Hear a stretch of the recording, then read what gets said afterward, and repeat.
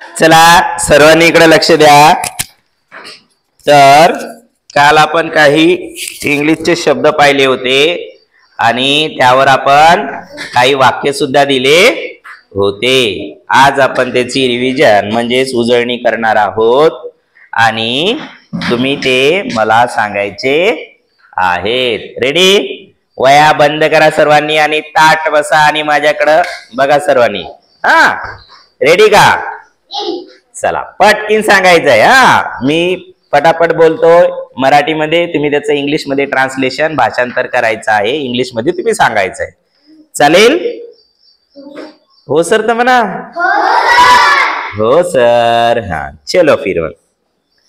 मी बसतो, मी धावतो, मी येतो, मी थांबतो, मी उभा राहतो,